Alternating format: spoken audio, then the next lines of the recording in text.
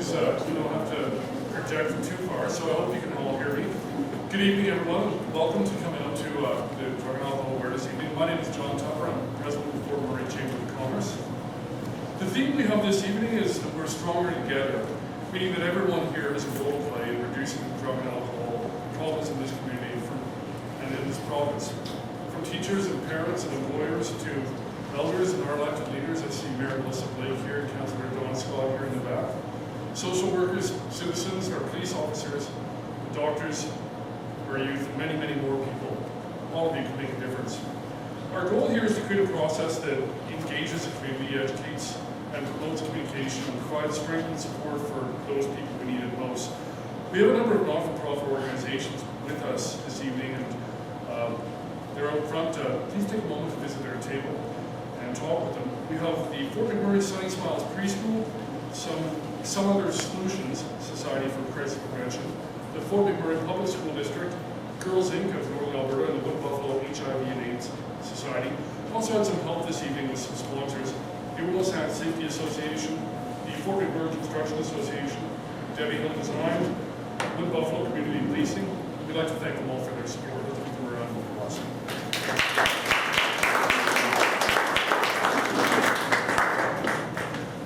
So, without any further ado, let's get to the program. It's now my pleasure to introduce Sergeant Lauren Adamans, who is with King Division in Edmonton, Drugs and Organized Crime Awareness Services.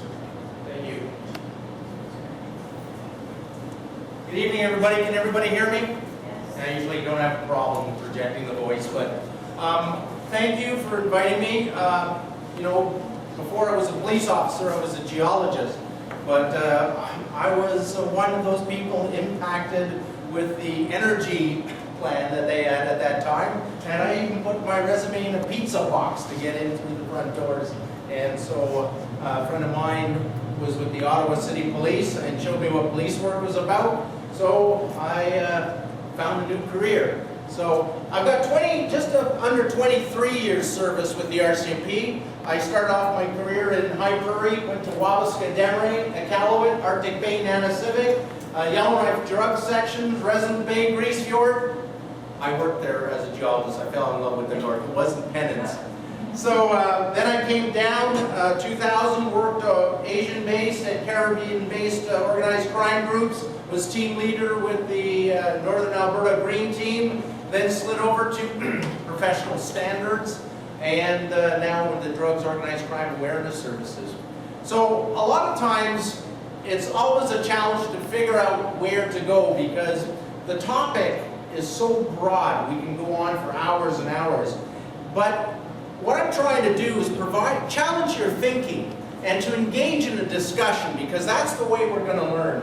And if we can, really, there's no question that's out of bounds because if we don't ask it and we don't talk about it, a lot of times what you hear in the media and what you see on the internet is so restricted to a narrow point of view.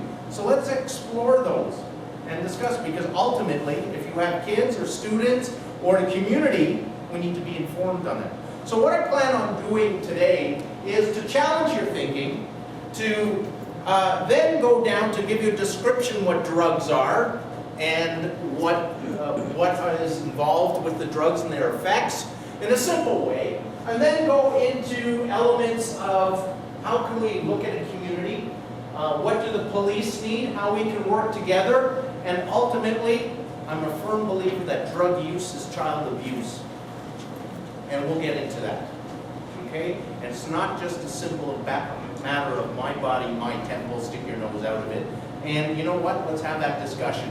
And we'll go through it. And we'll just, you know, I think you'll see why and where I'm coming from. So, let's get to it. I call this, our kids, their drugs, is their hope. How to identify the warning signs. So, right now, when we say drugs, there's a massive confusion out there. We talk about hard drugs, soft drugs, illegal drugs, legal drugs, over-the-counter drugs, prescription drugs, medicinal versus medicine, date rape drugs. Do we hear all those conversations? Now, when we talk about the youth, do you think, are we confused what all this means? And this does understanding this cause confusion among us on how we look at the whole aspect of drugs. So we need to first come to terms in ourselves what this means. Because if we're confused and we can't rationalize all this amongst ourselves, how are you supposed to deal with the kids? So we need to define what a drug is. Can anybody give me no right or wrong answer? What is a drug? Throw one out there. What do you think a drug is? Mind altering, right? Right. So anything that affects the mind? What about something else? On top of the mind? What else is affecting? If I take, sorry? Health. General Health? Yes, but that affects the physiology of the body, right? So any substance other than food that affects the way the mind functions and the way the body functions. Isn't that simple? Isn't that what a drug is? So let's take it further. So in that definition, is nicotine a drug? Is cocaine a drug? Alcohol? Caffeine? Yes. So, when we talk about drugs, let's keep it to the basics first, right? Anything that affects the way your mind and your body functions. So, the next thing is, what's a hard drug? Heroin. Heroin. What's a soft drug? Marijuana. Marijuana. Who came up with that definition? Who do you think came up with that definition? Does a doctor talk that way? The users and those people who try to legitimize their action. You know what? It's not heroin, it's a beer. Relax. You know what? It's just a doobie, man. It's just a spliff. What's the big deal? You know? So, we just define what a drug is. You know what? If I get fired because I'm drunk, driving and driving a big rig, and I get fired, is that a soft firing?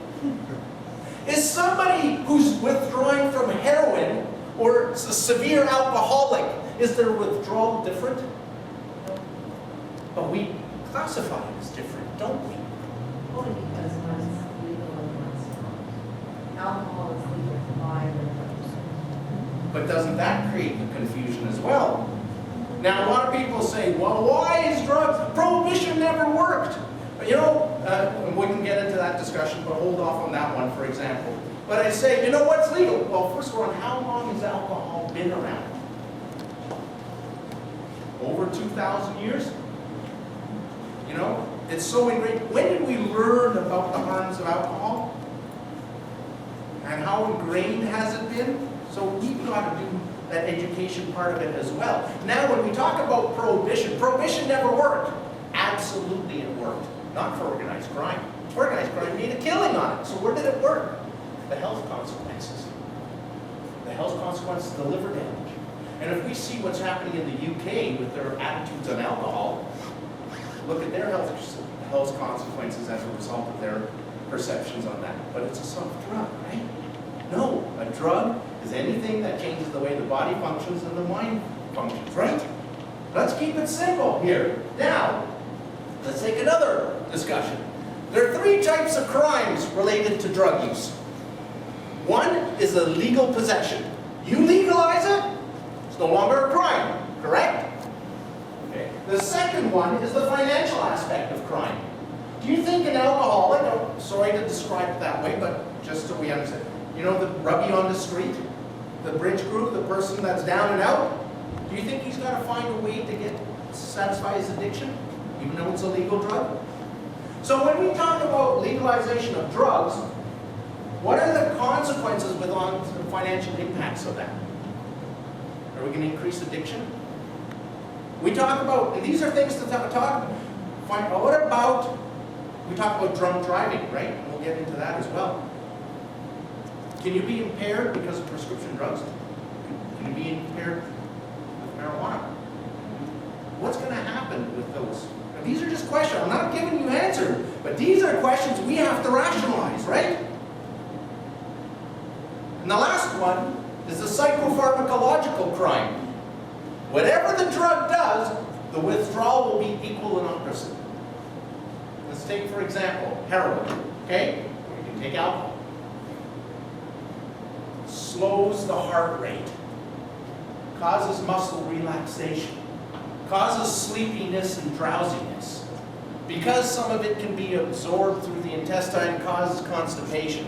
If that's what the drug does, give me the withdrawal effects, the opposite. We talked about constipation, what's the opposite?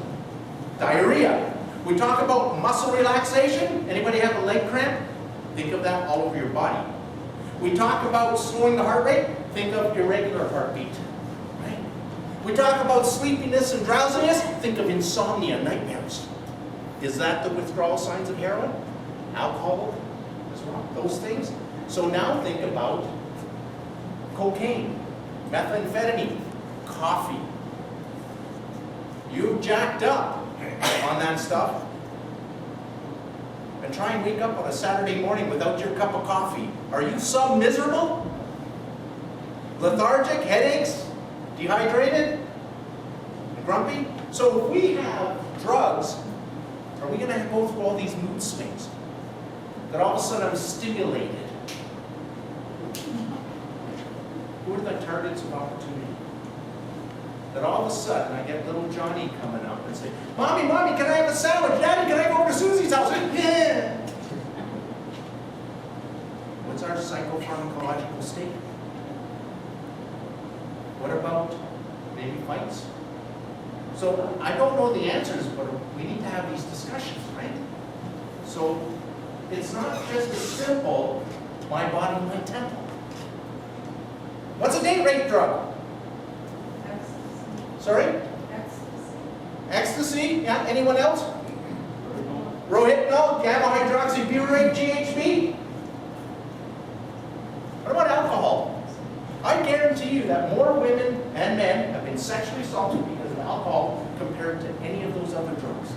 But we say, oh, GHB, Rohypnol, that's the date rape drug. Oh, don't do that one. So we need to decide, what is, I'm going to get there, but what is the most commonly used drug in society? Caffeine. See what I'm saying? Let me tell you a little story. When I was working drug section proper, I was living on roughly 12 cups of coffee a day and chocolate bars. And the doctors thought I had hepatitis because my bilirubin counts were going through the roof. Am I being affected by that? But we need to understand this definition. And ultimately what it comes down to, the way you keep it simple is, we talk about, well, that's psychologically addictive. Oh, no, that's physically addictive. Oh, you know what? Physical addiction only happens after about 18 months. Oh, no, this guy's happening. Are we confused? Let's keep it simple. And tell me if this is true. What keeps us safe? Over years, our body has developed mechanisms to keep us safe. What are those? Sorry? Your immune system. Well, internal, very good, yes, but external. Oh, I see. I hear a gunshot. Well, I'm a police officer, yes, white. Educate, keep more primeval. All of a sudden I smell a fire. Am I going to say, oh, look, let's roast marshmallows in the kitchen? What are those things called? Our senses, right? Those are designed to keep us safe, right? Touch, sight, smell, hearing, taste. We don't like something, spit it out. The farther we take ourselves from reality, the greater we put ourselves at risk, don't we? And is that a concept youth and kids understand? The farther you take yourself from reality, the greater you put yourself at risk from driving, from making decisions, from all of a sudden you go at a place you never thought possible. You'd ever be there. Look at the riots. We can go into another section of it. Look at the riots in Vancouver. Do you think that people ever thought that would have been there? That this would have happened to them? you all of a sudden find yourself in situations, you go, wow, I never thought it'd be here, I never thought this could happen. So when we look at date rape drugs, right, alcohol, what if it's just marijuana? I didn't go into a party, well, I didn't think this would happen. The farther the departure you take yourself from reality, the greater you put yourself at risk, period. And that holds true to everything. So, I just was at a conference in Ottawa. I sort of, played with this. And there was a study done by Dr. Brian Byrnes from the Canadian Centre of Substance Abuse. And I sort of took what he was saying and did a rough graph to sort of explain it. And what he did is, they did a study from 2000 to 2007. They took all the fatalities in BC and grouped them together, and they sort of found a trend going on here. And they said that the number of people, first they said the number of alcohol-related deaths are pretty much equal to the number of drug-related deaths. They were like this. It wasn't a big difference. But we almost say drinking and driving is bad, right? And then when they compared the age ranges, they said with the youngsters, age 18, I didn't put alcohol here, the most common drug of abuse was cannabis. And as you got older, it was prescription drugs. And for stimulants like cocaine and methamphetamine, the greatest increases were the age of 25 and 44. And we were saying, well, geez, why is that the case? And we, as a drug investigator, I look at it in a number of ways. We can talk about, is cannabis a gateway drug or alcohol a gateway drug? Generally speaking, what's the price of marijuana and what's the price of cocaine? I think that there's a financial component there, and I think that's what the factor is. But something else that they found interesting was this, where they said the alcohol-related deaths were related to the midnight to 3 a.m., 4 a.m., 5 a.m., the party syndrome. The drug-related deaths were from noon to 6 p.m., the majority of them. I know that, I just found it fascinating. And they said the type of accidents that were related to alcohol were mainly sort of alcohol and drugs, and alcohol was rollovers, but drugs was hitting a fixed object or objects. That to me was just interesting in our conversation. We always say, make sure you have a designated driver, right? Don't you drink. Do we ever say, don't you smoke a joint? We don't. That was 13,000 drivers, not passengers, from 2000 to 2000. We don't have those conversations. We should be saying, you have a designated driver, no drinking, yes, no smoking. And if the guy is, smoking a drug, cannabis, we talk about that. Do we even engage in that? It's so far from our thinking sometimes. So that's what I say. We need to discuss, have those discussions. The other thing is, why are most drugs of abuse smoked? Take a guess. Sorry? And where do you want to deliver the drug for to get the effect? To deliver it where? I heard it here. Brain. Exactly. So let's take a look at it. Okay? Some drugs that can be abused, sorry about the lighting, is by ingesting it, right? How does it get to the brain there? This is the least effective way of delivering a drug to the brain. So what happens? You ingest it, the stomach acid starts to break it down, it gets absorbed into the bloodstream, the liver breaks it down. Roughly 20 to 30 minutes, the drug starts to hit the brain, right? This gives you the high, doesn't give you the rush that they talk about. So the next one is by snorting it. And when you snort it, it's basically, yes, a little bit goes in your lungs, but that's not the absorption method. The absorption method is that it lines your nasal cavity, that it crosses the nasal membrane, gets into your capillaries, and then once it's in the capillaries, the liver starts to break some of it down and it hits the brain. Again, this gets you high, but it doesn't give you what they call the rush. So the next way, and now you think about it, is injecting it. And you can deliver a lot of drugs all at once, and depending on where you're injecting it, what's breaking it down.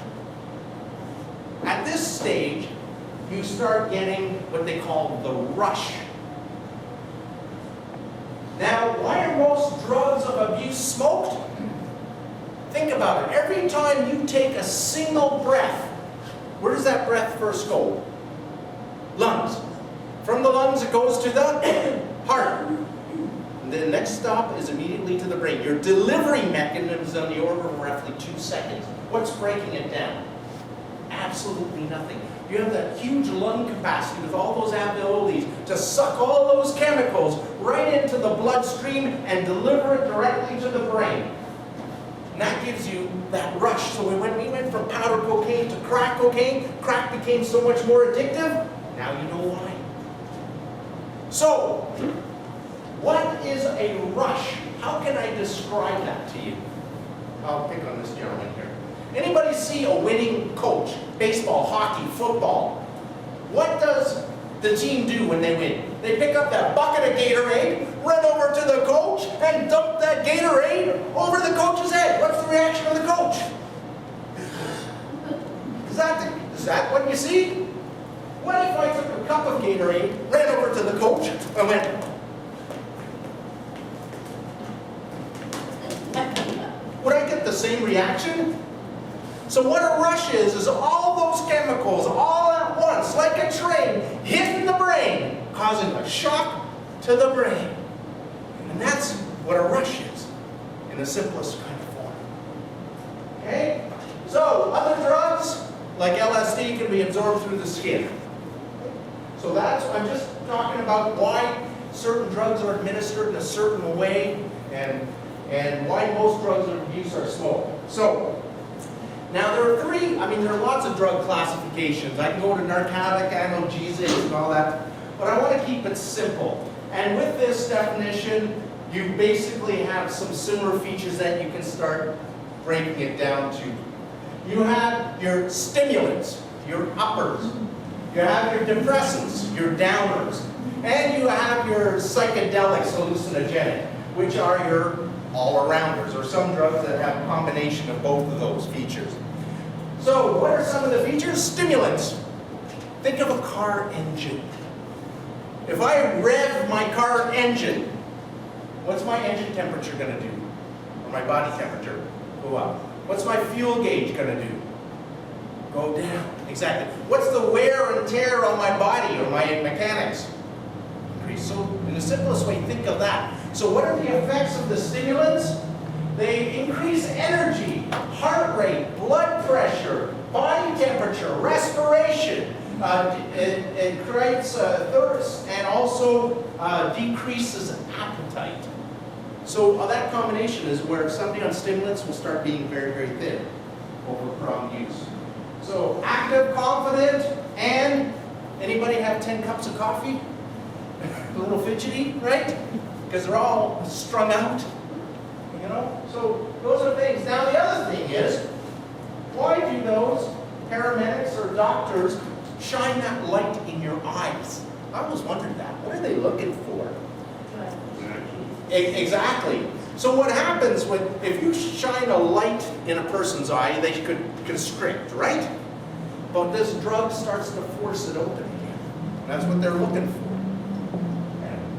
So what are the drugs that fit this category? Coffee, nicotine, energy drinks, amphetamines, khat, which is a plant that grows in sub-Saharan Africa, and they sort of chew it like coca leaves, and they suck out the caffeine and the cathinone, which breaks down the caffeine.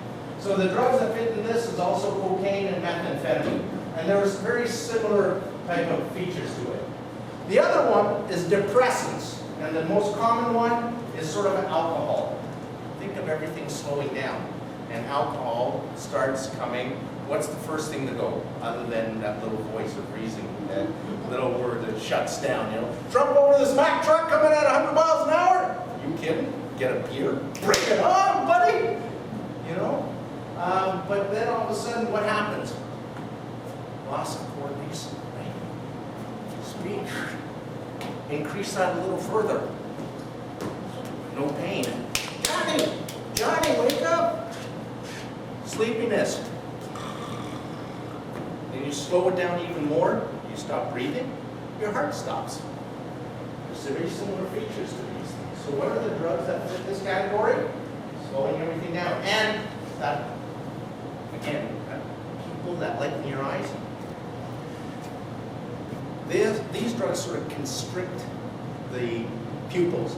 So when you shine a light and take it away, you should see it open and close. But these pupils are very pin-sized, relatively speaking. So, all right, for muscle control, we talked about what are the drugs? Oxycontins, Tylenol 4, the cough syrups. We talked about heroin, gamma hydroxybutyrate, alcohol. They fit this category here. And the hallucinogenics. These are ones that distort our senses, our sight, our taste, our touch, our whole perception.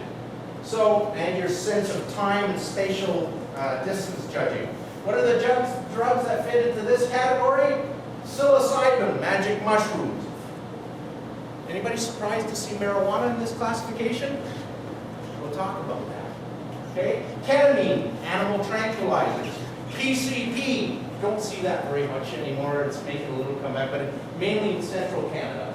LSD, you see that, there's a little rise of that coming back again. And ecstasy, but ecstasy has actually a little bit more stimulant effects, but it also has hallucinogenic effects. And we'll talk about that one and why death occurs. So, a lot of parents come up to me and say, I need to know what the signs are for drug use. And I'll give you the signs of drug use. But I want to keep it simple. Does it matter to you if your child's flunking out of school?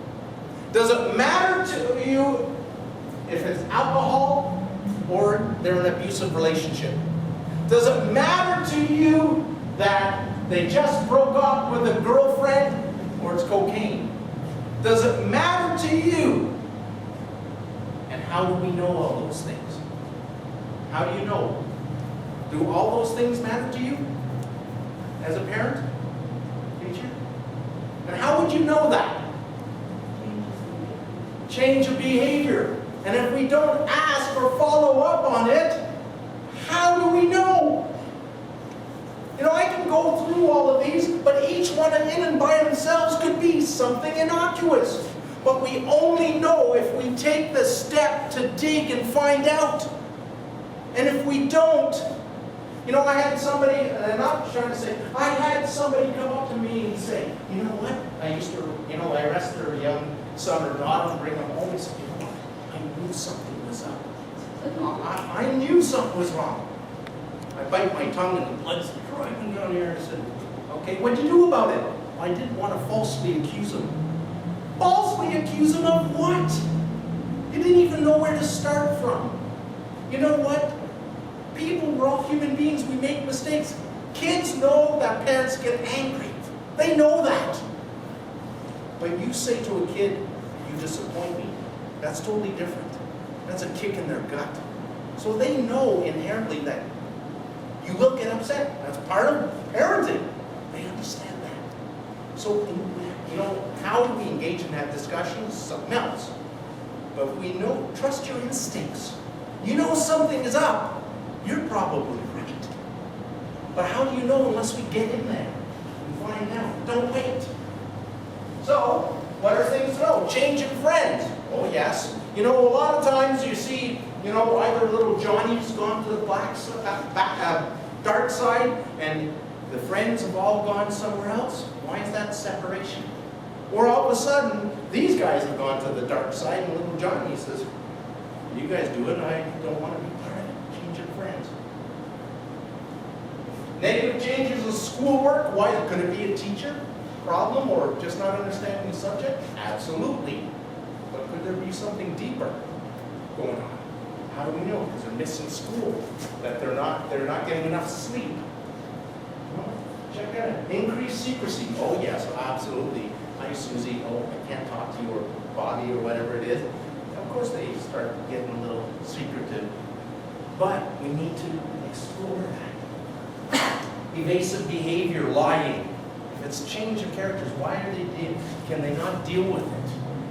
Okay? Refusal or angry when talked to. Excuse me, I'm getting a little loud here. And Jenna, I'll use you as an example. Excuse me, are you doing marijuana? And she comes up and goes, what are you doing, you crazy? Whatever gave you that idea? You must be crazy. What's she doing? I hit a nerve, didn't I? What's she trying to do? Don't go there. Don't go down this path. Stay away. You know? So what are you going to do? Okay, yeah, okay. Obviously, you're doing it. You hit a nerve. They're trying to push you away, saying, don't you go down this path. Most of the people would say, what gives you that idea?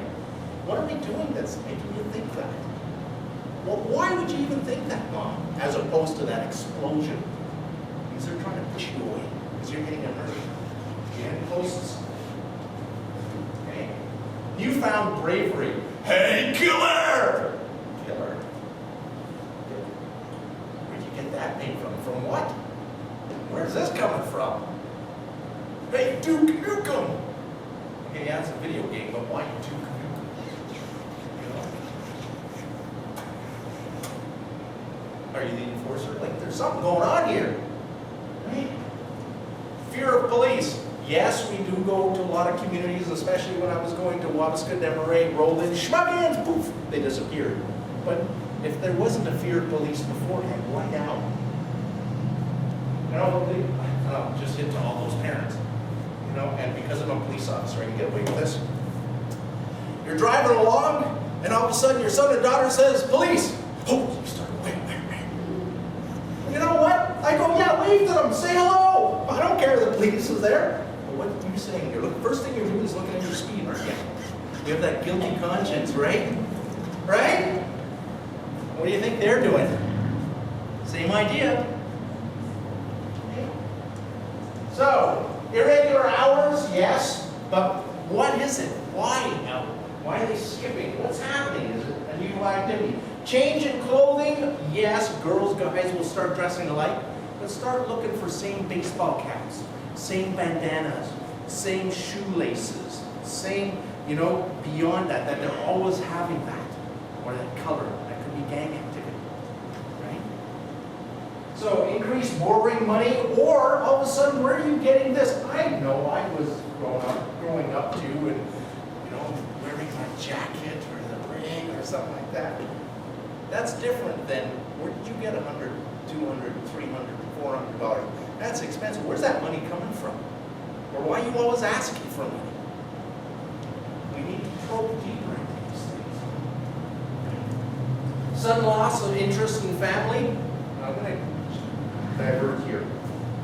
Yes, when you get interested, friends are important, but we had a little discussion in the back. And I don't have time to get into positive youth development, boundary expectations, and everything else, but I teach this stuff, but every once in a while I need an awakening too. I took my kids to Disney World, and I promised that to Florida, and I said, you know, before you grow up, we'll all go for a family vacation to Disney World. And we went there, we went to Disney World, we went to Universal Studios, we went to Daytona Beach, and all this. And I asked my children, I said, what was the one thing you remember the most about this trip? I was expecting some fancy ride, a hotel, something, right? Playing with you on the beach, Dad. What's the time? You know, although they have that sudden loss of interest in friends, they value that time. Think about in your memory, some wonderful memory that you have, maybe of your family, or that opportunity that you had with something that was important to you. Could it be around that campfire? Yeah. That drive maybe that you just put together. So, yes, there's going to be certain changes, but we need to explore them a little different, deeper. Okay? Look of excess or anxiety, we talked about it. Now, physical indication. Rapid weight gain, rapid weight loss, mood swings, bags under their eyes, weird odors. Yes, I know the teenage armpits and stuff like this, but now they're really covering it. And yes, I was one of those teenagers too with Axe, you know. But to what extent? How much in their car? Is it so overpowering that you can smell somebody coming, 10 minutes before they come walking in the door? What are they covering up? Explore that a little bit further, okay? We talk about weight change in sleep, energy, loss of appetite. Poor memory and concentration is a big one too. So, now, who here has a hobby? Who here has a hobby? Okay. What kind of a hobby, I don't want to get too personal, what kind of a hobby do you have? Sorry? Paint. You paint. Do you have any magazines that talk about painting or artwork or anything like that, or a craft magazine? Because it has a heightened interest to you, right? Exactly. So, you know what? That marijuana flag in the window means nothing, right? Or that marijuana keychain, or that marijuana t-shirt, or the High Times magazine. The question should be asked, why the heightened interest? I'm not saying you're doing it, but if I'm into auto mechanics, I'll have auto mechanics books. If I'm into cross-stitching, I'll have cross-stitching. There's a heightened interest there that we need to explore. Yes, the other things that we talked about, you see a digital weight scale, score sheets, bags of marijuana. Here's something else to think about. Do you search your son or daughter's room? There's no right or wrong answer to this. There's privacy, right? To a certain degree. If you have a good relationship, good discussion, everything's running well, there's no real need, right? No, there should be no resistance. There should, but that's what I'm saying. But if all of a sudden you're having your spidey senses tingling, right? Is it, as a rule, as a parent, to be the best friend or be a parent? And I'm saying that that's something we have to work out. I'm not saying invade their privacy and open up their diary or everything else.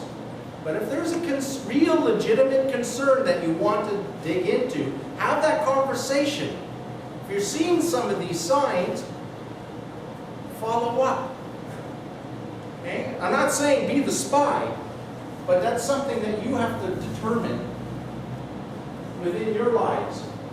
Okay? The other one is, I have Johnny's ID. Well, why do you have Johnny's ID? His driver's license. Well, he was drunk, and so I prevented him from driving. Is that going to stop you from driving? Why would you have somebody's ID? Unless you're trying to exert some control, pass it off, or there's a real good explanation that he left it behind. Are you trying to exert some control? You owe me something, and until you pay this back, you get this back. For why are you having this in your possession? So, let's get into, and just to clarify, how do we spell color in Canada? C-O-L-O-U-R. And how do we spell neighbor in Canada? B-O-U-R. That is Canadian spelling. Okay? The J is the American, just to clarify that. But we're not talking about the same drug as we did. I went to well over 400 marijuana grow operations, from the worst grow to the highly sophisticated grow. The average THC content in northern Alberta is 13%. I've had it as high as 28, 29%. It is not the same drug as back in the 1960s, 70s, all the way to the early 80s, where it was where it was about 1 to 3%. What we're getting right now is far more potent. And what's the consequence of that? First of all, we need to understand that the effects on the body are now a lot more dramatic. Okay? But what are our youth hearing? What are we hearing in society? Is this not what we're hearing? Another group outside supports the decriminalization of marijuana, particularly for medical use. But the arrival of a school class at its information table takes the debate beyond Vancouver's east side. Wait till you're teenagers and you need a good relaxant, and then learn how to use cannabis properly, and then get it from someone who's selling organic cannabis, because they're wondering your lungs if it's organic. Our parents tell us not to do it, but I think they're trying to tell us not to do it in the way he's saying, which is harmful. But if you use it medicinally or organically, then it could be okay.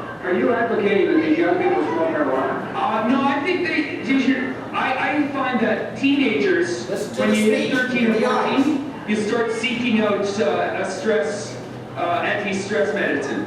And I would recommend that at that time, they learn as much about cannabis as possible, and they learn how to smoke it properly. Is that not what is out there? Isn't that what you battle against in these conversations? I got no problem with tackle it. It's organic. You know what? It's like an organic tomato. It's all natural. Well, wait a second. Am I sticking the marijuana bud in my ear and it hits my brain? What is the substance? THC, right? Delta 9 tetrahydrocannabinol. How does it hit my brain? It's a chemical that's getting into my bloodstream, which affects my brain. True? The next thing, they seek, did you hear them? At the age of about 13 to 15, teenagers will try and look for an anti-stress medicine. Is reading a book, playing music, singing, artwork, shooting hoops, playing hockey, riding a bike, going horseback riding, taking a walk on the river's bed or so, is that not all anti-stress? But where has society gone to? The first thing I say is headache. What's the first thing that hits your mind? Chemical, right? Because you do not have to be who you are.